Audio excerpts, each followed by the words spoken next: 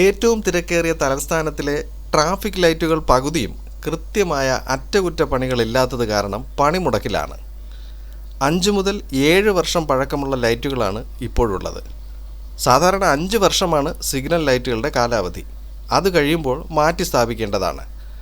Pattoor, Nalumukku, Vanchiyoor, Palayam, Pettah, statue, Thampanoor, university college junction, Kesavadasapuram, Ulloor, Pattom, Kizhakkekotta, Attakulangara എന്നിവിടങ്ങളിലുള്ള traffic ലൈറ്റുകളിൽ പലതും പണിമുടക്കുന്നത് കാരണം തിരക്കുള്ള സമയങ്ങളിൽ ജനം വലയുകയാണ്. നഗരത്തിൽ 114 ജംഗ്ഷനുകളിൽ ട്രാഫിക് സിഗ്നലുകൾ ഉണ്ടെന്നാണ് കണക്ക്.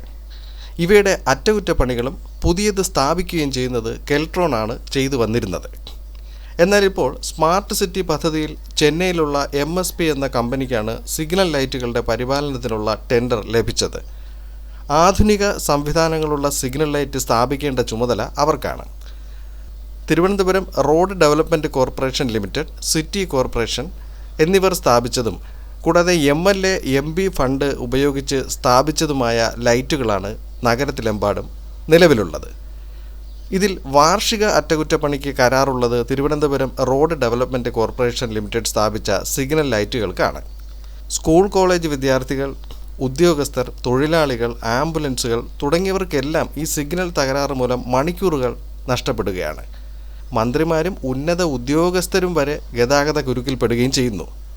അഡാപ്റ്റീവ് ട്രാഫിക് കൺട്രോൾ സിസ്റ്റം എന്ന ആധുനിക സംവിധാനം നഗരത്തിൽ സ്ഥാപിക്കും എന്ന അറിയിപ്പുണ്ടായെങ്കിലും അത് ഇനിയും വൈകുമെന്നാണ് അറിയുന്നത്. ജൂൺ മാസത്തിൽ 25 സ്ഥലത്ത് ഇത് വരുമെന്നായിരുന്നു ആദ്യ അറിയിപ്പ്. 90 കോടിയാണ് ഇതിനായി ചെലവ് കണക്കാക്കിയിരുന്നത്. സുഗമമായ ഗതാഗത സംവിധാനങ്ങൾ ഒരു നഗരത്തിൻ്റെ പുരോഗതിക്ക് വളരെയധികം പ്രാധാന്യമുള്ള ഒന്നാണെന്ന കാര്യം ബന്ധപ്പെട്ടവർ ആദ്യ പരിഗണന നൽകി നടപ്പിലാക്കണമെന്ന് മാത്രം ഈ അവസരത്തിൽ ഓർമ്മിപ്പിക്കുകയാണ്.